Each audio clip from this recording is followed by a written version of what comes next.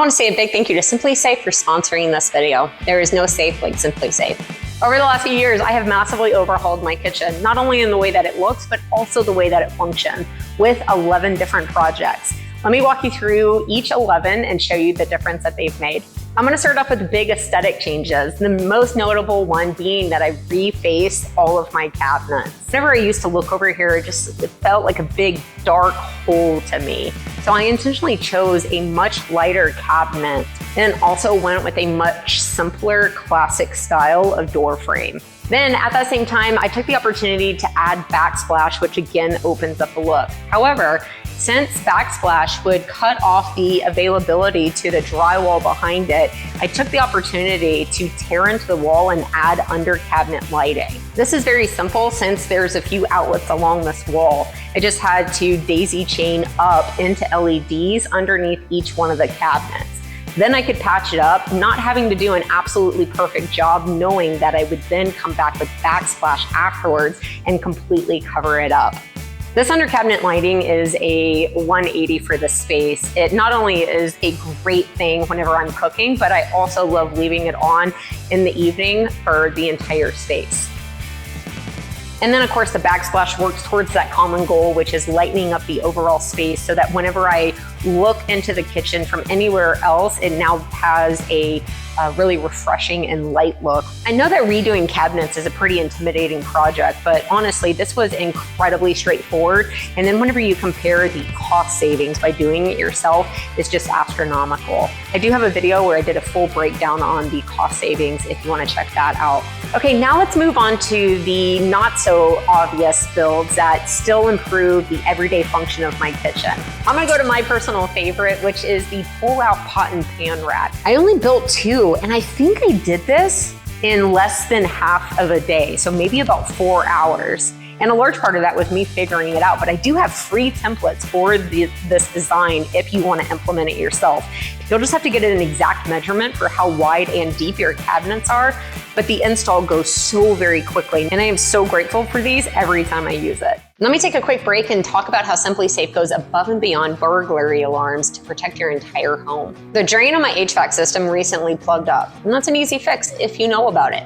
But I didn't know about it, and so it became a catastrophe that damaged my ceilings and my walls. I'm really kicking myself because if I had taken 1 minute to install a SimpliSafe water sensor, I wouldn't be stuck with hours of ceiling repair.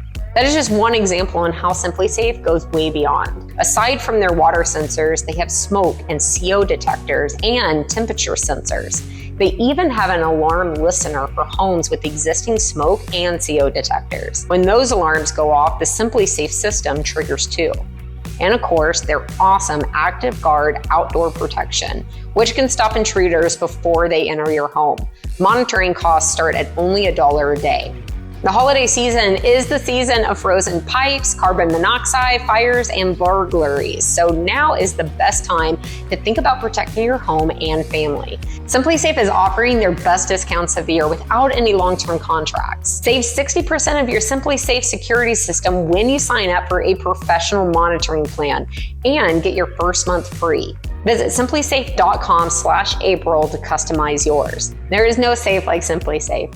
Next is a little thing that I've done in several of the drawers just in different ways. I'll start with the utensil rack. The main concept here is that you put on rails on the bottom side of a drawer and then put a tray on top of it. This allows you to double up the space inside of that drawer for organizing different utensils on the bottom side as well. Now the same concept, but now let's go to the junk drawer. Identical. Since everything in this drawer was so much lighter than the utensils, I went with 1/8" wood here. So you can see it can be very simple. And then I did the identical thing in this drawer. Whatever you have to store, you can just make a tray for it and then organize it.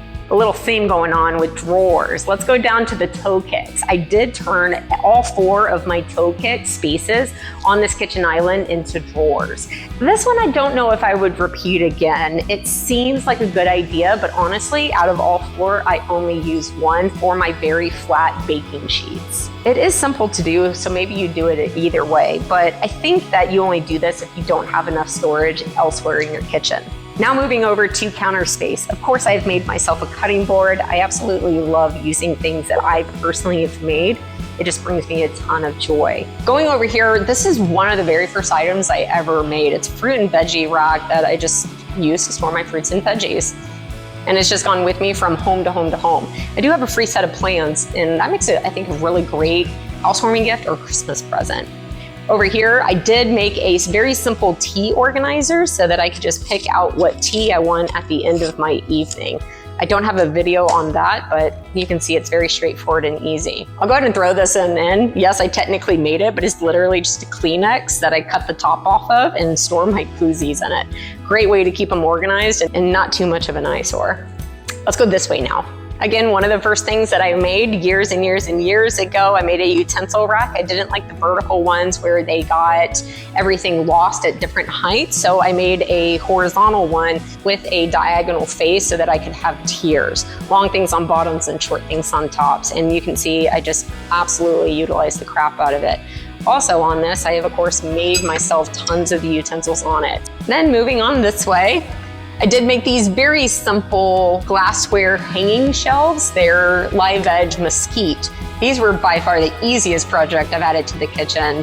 Just cut out a section, making sure to leave the live edge. And then I used a few pocket holes, but looking back, I guess I could have come in from the inside of the cabinet to even hide those. All right, and there you have it. 11 things that I've done. Some very big, like refacing my cabinets, and then some very small, like making salad tongs. But of course, all of them make a difference. Using the kitchen on a day-to-day basis, it makes me feel so good to be able to look around, and it functions so much more efficiently. If you have a project that you've done in your own kitchen that I haven't done here, I would love to hear about it. I love improving a space even more. Okay, that's it for this one. I'll see you in my next video.